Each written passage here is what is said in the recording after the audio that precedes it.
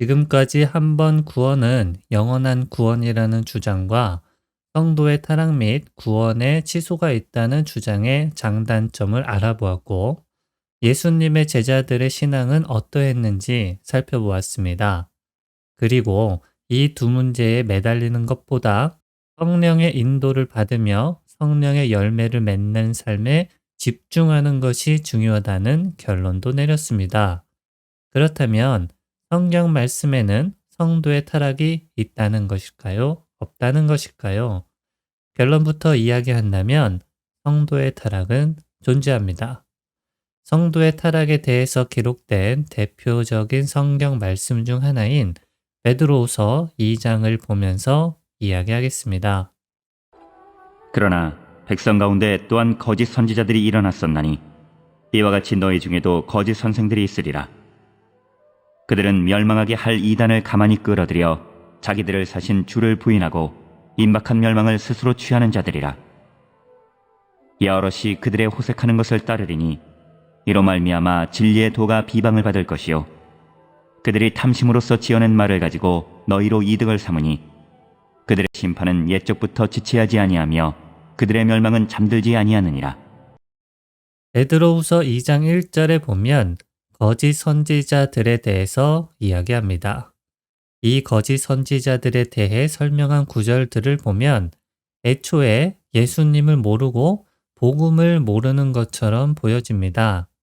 하지만 그들은 믿는 성도들 안에서 일어난 거짓 선지자이기 때문에 복음을 아는 자들이고 또 바른 길을 알고 있던 사람들이었습니다.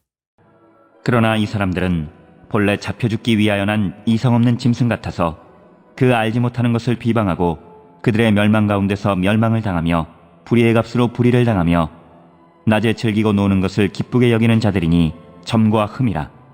너희와 함께 연회할 때에 그들의 속임수로 즐기고 놀며 음심이 가득한 눈을 가지고 범죄하기를 그치지 아니하고 굳세지 못한 영혼들을 유혹하며 탐욕에 연단된 마음을 가진 자들이니 저주의 자식이라. 그들이 바른 길을 떠나 미혹되어 부올의 아들 발람의 길을 따르는도다. 그는 불의의 삭슬 사랑하다가 자기의 불법으로 말미암아 책망을 받되 말하지 못하는 나귀가 사람의 소리로 말하여 이 선지자의 미친 행동을 저지하였느니라. 또 베드로후서 2장 15절에 보면 이 거짓 선지자들은 바른 길을 떠나 미혹되었다고 되어 있습니다. 이 말은 거짓 선지자들이 예전에는 바른 길을 알았고 바른 길을 가고 있던 사람들이었지만 다시 미혹된 사람들이라는 것입니다. 그리고 그들을 미혹한 것은 다름 아닌 불의의 삭신 권력과 재물이었습니다. 베드로 사도는 부올의 아들 발람을 예시로 들어서 미혹되어 타락한 자들을 설명하고 있습니다. 부올의 아들 발람은 하나님으로부터 직접적인 계시를 받고 예언을 하던 점술가였습니다. 또 하나님의 임재도 경험했던 자였죠. 그런데 모압 장군 발락이 제시하는 재물과 권력에 미혹되어 이스라엘을 저주하려고 했습니다. 하지만 하나님께서 부올의 아들 발람이 이스라엘 백성을 저주하지 못하게 막으셨죠.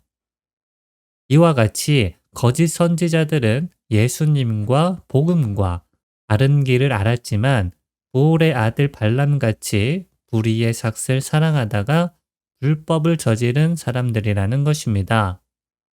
부올의 아들 발람이 하나님의 임재를 맛보고 하나님의 예언도 하던 자였지만 재물과 권력에 미혹되었던 것 같이 이 거짓 선지자들도 한번 비침을 받고 성령을 맛본 자들이었다가 미혹된 자라는 것입니다.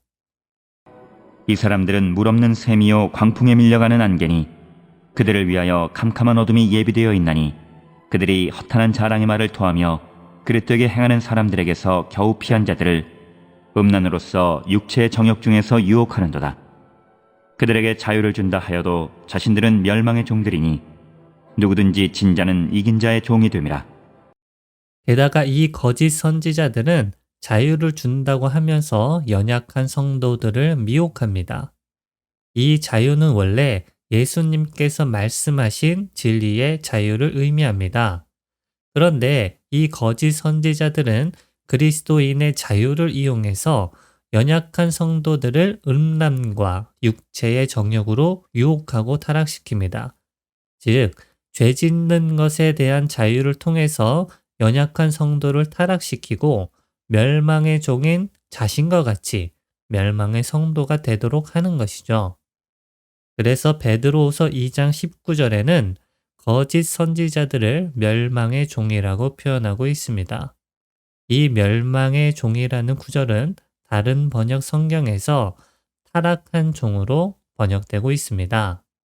그들은 사람들에게 자유를 약속하지만 자기들은 타락한 종이 되어 있습니다. 누구든지 진 사람은 이긴 사람의 종 노릇을 하게 되는 것입니다. 라고 말이죠. 이 거짓 선지자들은 복음을 듣고 바른 길을 알고 바른 길을 가는 자들이었지만 세상에 다시 미혹되어 타락한 종이 되어버리고 만 것입니다. 만일 그들이 우리 주 되신 구주 예수 그리스도를 알므로 세상의 더러움을 피한 후에 다시 그 중에 얽매이고 치면 그 나중 형편이 처음보다 더 심하리니 의의 도를 안 후에 받은 거룩한 명령을 저버리는 것보다 알지 못하는 것이 도리어 그들에게 나으니라. 참된 속담에 이르기를 개가 그 토하였던 것에 돌아가고 돼지가 씻었다가 더러운 구덩이에 도로 누웠다 하는 말이 그들에게 응하였도다. 그리고 이렇게 거룩한 명령과 바른 길을 알았다가 타락한 자들의 상태를 개가 그 토한 것을 다시 먹고 돼지가 씻었다가 다시 더러운 구덩이에 도로 누운 상태라고 표현하고 있습니다. 이것은 단순히 육신의 정욕에 의해 죄를 지은 성도의 상태를 의미하는 것이 아닙니다.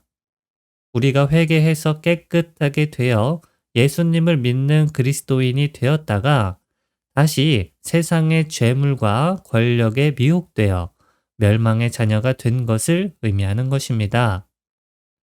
그렇기 때문에 거룩한 명령을 저버리는 것보다 차라리 알지 못하는 것이 나았을 것이라고 베드로 사도는 이야기한 것이죠.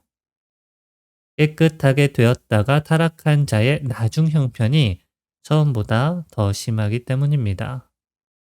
더러운 귀신이 사람에게서 나갔을 때에 물 없는 곳으로 다니며 쉬기를 구하되 쉴 곳을 얻지 못하고 이에 이르되 내가 나온 내 집으로 돌아가리라 하고 와보니 그 집이 비고 청소되고 수리되었거늘 이에 가서 저보다 더 악한 귀신 7을 데리고 들어가서 거하니 그 사람의 나중 형편이 전보다 더욱 심하게 되느니라. 이 악한 세대가 또한 이렇게 되리라. 한 번 구원은 영원한 구원이라고 주장하는 분들 중에 베드로후서 2장에서 언급된 거짓 선지자들이 타락한 종이 아니라 그 당시에 활동했던 율법사들이고 그 율법사들이 예수님을 믿는 자들을 미혹하는 것이라고 해석하기도 합니다. 하지만 본문 말씀 1절과 2절에는 거짓 선지자들이 믿는 성도 가운데 일어난다고 했고 이 거짓 선지자들로 인해서 진리의 도가 비방받는다고 설명하고 있습니다. 그래서 진리의 도를 믿고 가르치는 거짓 선지자들의 타락한 행위 때문에 복음이 비방받는다는 뜻이 됩니다.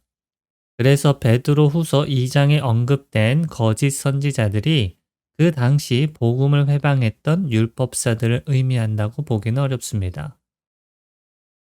이렇게 베드로 후서 2장을 보면서 타락한 종과 성도에 대해서 알아보았습니다. 그렇다면 타락의 기준은 무엇이며 타락한 자들의 공통점은 무엇일까요? 다음 시간에는 타락의 기준에 대해서 이야기해 보도록 하겠습니다.